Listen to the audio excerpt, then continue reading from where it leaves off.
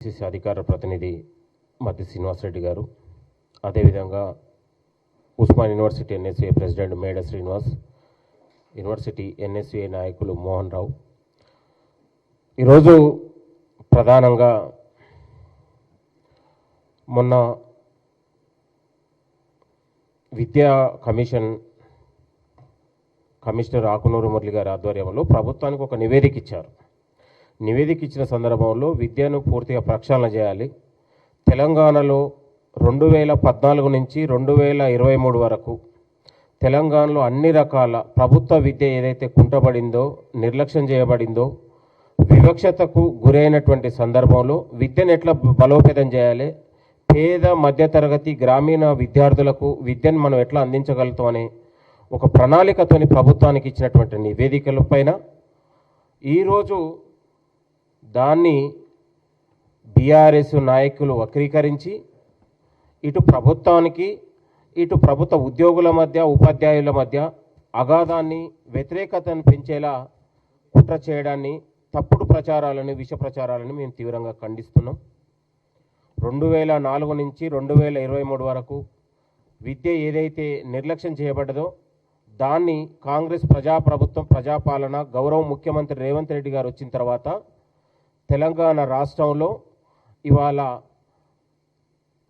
ప్రభుత్వ విద్యకు పెద్దపీట వేస్తూ ప్రభుత్వ విద్యా సంస్థల్లో, పాఠశాలల్లో, యూనివర్సిటీలలో మెరుగైన వసతులతో పాటు అన్ని రకాల వసతులతో పాటు మెనూ ఛార్జీలని, కాస్మెటిక్ ఛార్జీలని పెంచి ఇవాళ ప్రభుత్వ విద్యకు పెద్దపీట వేసి విద్యార్థుల జీవితాలకు ఒక భరోసాని, విశ్వాసం కల్పించినటువంటి ఘనత గౌరవ ముఖ్యమంత్రి రేవంత్ రెడ్డి గారికి దక్కిందనే విషయాన్ని గుర్తు చేస్తా ఉన్నాం.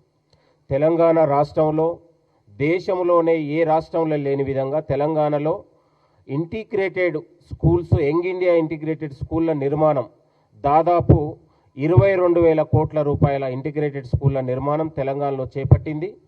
దాదాపు అది 100 స్కూళ్ళ నిర్మాణం పైగా ఈరోజు అభివృద్ధి జరుగుతూ ఉంది.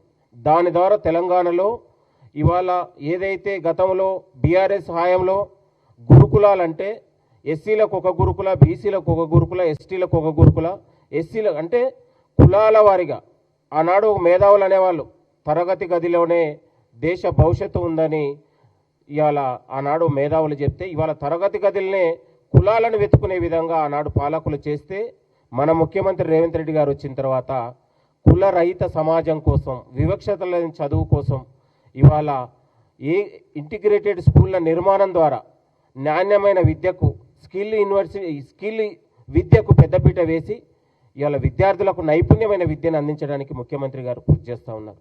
10 ఏళ్లలో మరి ఎందుకు మీకు అవకాశం ఇచ్చినప్పుడు ఎందుకు చేయలేకపోయారు? ప్రభుత్వ విద్యను పూర్తిగా నిర్లక్ష్యం చేశారు.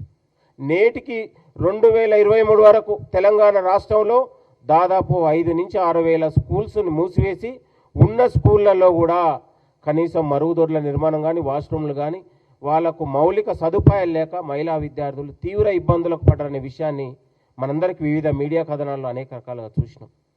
ఇవాళ మొట్టమొదటిసారిగా తెలంగాణ రాష్ట్రంలో కాంగ్రెస్ ప్రభుత్వం వచ్చిన తర్వాత ఒక గొప్ప అభివృద్ధి ఏంటంటే విద్యా అభివృద్ధి జరిగింది తెలంగాణలో. కాబట్టి విద్యా అభివృద్ధి దేశానికి అభివృద్ధిలాగా ముఖ్యమంత్రి గారు ఆలోచన చేసి ఇవాళ పేద మధ్యతరగతి అన్ని విద్యార్థులకు ఇవాళ కులాలు, మతాలు లేకుండా కూడా అందరం ఒకటే అని ఒక సమానత్వ విద్య కోసం ఇవాళ ముఖ్యమంత్రి గారు ఒక కృషి చేస్తూ ఉన్నారు. దీన్ని జీర్ణించుకోలేని బీఆర్ఎస్ నాయకులు ఇవాళ తప్పుడు ప్రచారాలు చేస్తూ ఉన్నారు. ఇవాళ నేను అంటా ఉన్నాను, ముఖ్యమంత్రి గారికి అనేక మంది నివేదిక ఇస్తూ ఉన్నారు. అనేక మేధావులు వివిధ రూపాలలో ఇవాళ గతంలో కాంగ్రెస్ ప్రజాప్రభుత్వం రాగానే ఇవాళ అరగోపాల్ లాంటి వాళ్ళు పెద్ద పెద్ద మేధావులు కూడా వచ్చి సలహాలు, సూచనలు ఇచ్చారు. ఇవాళ పేద మధ్యతరగతి విద్యార్థుల విద్య దగ్గర కూడా ఎందుకు మీకు ఇంత కడుపు కుట్ర, ఎందుకు మీకు ఇంత తప్పుడు ప్రచారాలు చేసి పేద మధ్యతరగతి విద్యార్థులకు విద్యను అందకుండా ఎందుకు కుట్ర చేస్తున్నారనే విషయాన్ని బీఆర్ఎస్ నాయకులకు నేను సూటి ప్రశ్నిస్తున్నాను. మీరు చేయలేని పనిని ఈరోజు ముఖ్యమంత్రి గారు చేస్తూ ఉన్నారు. ఆగమైపోయిన ఇవాళ ప్రభుత్వ విద్య ఏదైతుందో దాన్ని పునర్నిర్మాణం చేయడానికే విద్యాశాఖ మంత్రిని తన దగ్గర ఉంచుకొని ఇవాళ ప్రభుత్వ విద్యతో పాటు తెలంగాణలో అన్ని యూనివర్సిటీ విద్య కావచ్చు, ఇంటర్మీడియట్ విద్య కావచ్చు, స్కూల్ ఎడ్యుకేషన్ కావచ్చు, దాన్ని డెవలప్ చేయడానికే ముఖ్యమంత్రి గారు తన శాఖని దగ్గర పెట్టుకొని ఇవాళ పనిచేస్తూ ఉన్నాడు. దాన్ని కూడా రాజకీయం చేస్తూ ఉన్నారు. ఇవాళ ముఖ్యమంత్రి గారు విద్యాశాఖను వేరే వాళ్ళకి ఇవ్వచ్చుగా. తెలంగాణలో విద్యాశాఖ మంత్రి లేకుండా ఇవాళ పరీక్షలు ఆగిపోయినాయా? ఎక్కడైనా లీకేజీలు జరిగినాయా? ఎక్కడైనా అక్రమాలు జరిగినాయా? ఇంకెక్కడైనా మీరు టార్చ్ లైట్ వేసి చూపించగలుగుతారా? మీ హయాంలో ఇంటర్మీడియట్ పరీక్షలు నిర్వహించలేకపోయారు. ఎస్ఎస్సి పరీక్షలలో ఇవాళ అక్రమాలే. ఇంటర్మీడియట్ పరీక్షలు నిర్వహించలేక 37 మంది ఆత్మహత్యలు చేసుకున్నారు విద్యార్థులు. ఎంసెట్లో ఆలస్యమే. అనేక రకాలుగా తప్పు తడకలతో ప్రభుత్వ విద్య 10 ఏళ్ల పాటు ఇవాళ విద్యార్థులు తల్లిదండ్రులు గగ్గోలు పెట్టినటువంటి పరిస్థితి.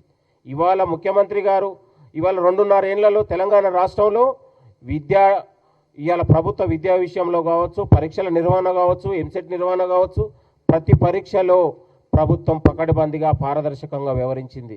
ఎక్కడ కూడా అక్రమాలకు కానీ తప్పుతడకలకు కానీ ఈ ప్రభుత్వం ఎలాంటి అవకాశాలు కానీ అలాంటి ఎక్కడ చేసిన ఉక్కుపాదం మోపిందనే విషయాన్ని మరొకసారి గుర్తు చేస్తూ ఉన్నాం. తెలంగాణ రాష్ట్రంలో జరిగిన ఒక గొప్ప అభివృద్ధిగా ఇవాళ విద్య అనే విషయాన్ని మరొకసారి గుర్తు చేస్తూ ఉన్నాం.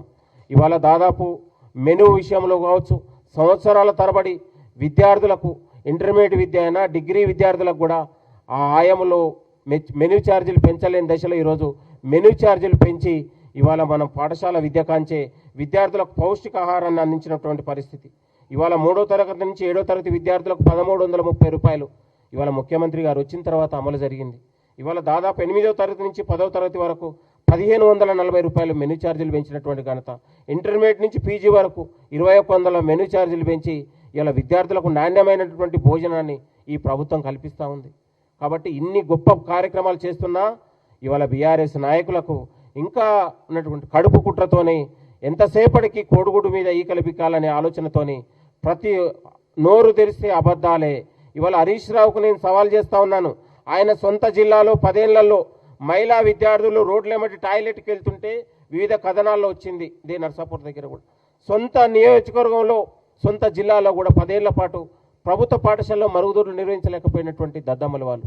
ఈ ప్రభుత్వం వచ్చిన తర్వాత మౌలిక వసతుల కోసం ఇవాళ తెలంగాణ రాష్ట్రంలో అన్ని ప్రభుత్వ విద్యా సంస్థల్లో 7,500 కోట్ల రూపాయలు విడుదల చేసి మౌలిక వసతుల కోసం, టాయిలెట్ల నిర్మాణం కోసం విద్యార్థులు ఎక్కడ కూడా ఇబ్బంది పడకుండా ఈ ప్రభుత్వం ఆలోచన చేసినటువంటి ఘనత ఈ ప్రభుత్వం దక్కింది.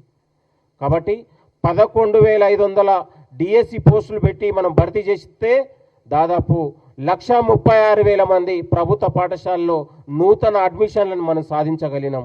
అది ముఖ్యమంత్రి గారు తీసుకున్నటువంటి ఆలోచనతోని తెలంగాణ రాష్ట్రంలో జరిగినటువంటి గొప్ప అభివృద్ధిగా ఇవాళ విద్యార్థులకు జరిగిన ప్రయోజనంగా మనందరం కూడా భావించాలని కోరుతా ఉన్నాం. ఇవాళ యూనివర్సిటీల నిర్మాణం కావచ్చు, ఇవాళ ఇంటర్మీడియట్ వ్యవస్థ కావచ్చు, డిగ్రీ వ్యవస్థ కావచ్చు, ఈ ప్రభుత్వం వచ్చిన తర్వాతనే మనం పెద్దపీట వేయగలిగిన అనే విషయాన్ని మరొకసారి మేము గుర్తు చేస్తూ ఉన్నాం.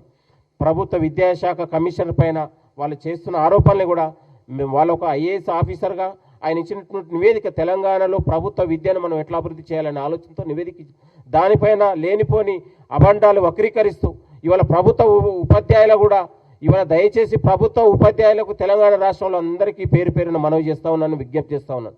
బీఆర్ఎస్ నాయకుల తప్పుడు ప్రచారాలకు మీరు లోను కావద్దు. తెలంగాణ రాష్ట్రం కాంగ్రెస్ ప్రభుత్వం వచ్చిన తర్వాతనే తెలంగాణలో ప్రభుత్వ ఉద్యోగుల గౌరవం పెంచారు. ఇవాళ ప్రభుత్వ ఉపాధ్యాయుల గౌరవం పెరిగింది ఇక్కడ తెలంగాణ రాష్ట్రం కాంగ్రెస్ ప్రజాప్రభుత్వంలో ఉన్న విషయాన్ని మరొకసారి గుర్తు చేస్తాను. గతంలో 1వ తారీఖు ఇవాళ జీతాలు రాని పరిస్థితి. ఈ ప్రభుత్వం వచ్చిన తర్వాత 1వ తారీఖే మనకు జీతాలు వచ్చినటువంటి పరిస్థితి. గతంలో మనము ప్రభుత్వ ఉద్యోగులు 10 ఏళ్లలో వాళ్ళని ఒక బానిసల్లాగా కనీసం వాళ్ళకు ఒక వ్యక్తిగతం వాళ్ళకు ఒక స్వేచ్ఛ లేకుండా చేసి 10 ఏళ్ల పాటు వాళ్ళని ఒక బానిస వ్యవస్థగా తయారు చేస్తే ఈ ప్రజాప్రభుత్వం ముఖ్యమంత్రి గారు వచ్చిన తర్వాత వాళ్ళకు ఒక స్వేచ్ఛనిచ్చి వాళ్ళ గౌరవాన్ని పెంచినటువంటి ఘనత ముఖ్యమంత్రి రేవంత్ రెడ్డి గారిది అనే విషయాన్ని మరొకసారి గుర్తు చేస్తా ఉన్నాం. తెలంగాణ రాష్ట్రంలో ముఖ్యమంత్రి గారు తీసుకున్నటువంటి ఇవాళ విద్య బలోపేతం విషయంలో కావచ్చు, ఇంటిగ్రేటెడ్ స్కూళ్ళ నిర్మాణం కావచ్చు, నూతన విద్యా పాలసీ కావచ్చు, ఇది దేశానికి ఒక కొలమానంలా.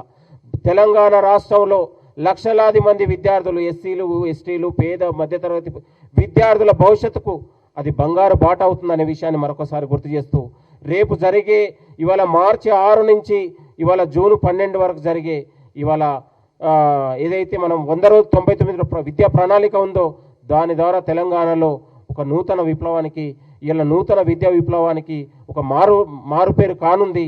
అది విద్యార్థులకు భవిష్యత్తుకు బంగారు బాటలు వేయనుందనే విషయాన్ని గుర్తు చేస్తూ బీఆర్ఎస్ నాయకులు 10 ఏళ్లలో మీరు చేసినటువంటి ద్రోహం, మీరు చేసినటువంటి విద్రోహం వల్ల ఇవాళ లక్షలాది మంది విద్యార్థులు 10 ఏళ్ల పాటు తెలంగాణ రాష్ట్రం వెనుకబడిపోయిందనే విషయాన్ని గుర్తు చేస్తున్నాం. మీ హాయంలో ఎక్కడ కూడా ప్రభుత్వ విద్యకు కానీ సెక్రటరియట్లో కావచ్చు, మీ ఫామ్ హౌస్లో కావచ్చు, ఇంకే ఒక్క రోజు కూడా విద్య పైన మీరు ఏ రోజు కూడా సమీక్ష చేయలేదు అనే విషయాన్ని గుర్తు చేస్తూ ఉన్నాం. నిన్ననే కాసిం గారు ఇవాళ ముఖ్యమంత్రి గారిని పిలిచి ఒక మీటింగ్ పెట్టారు.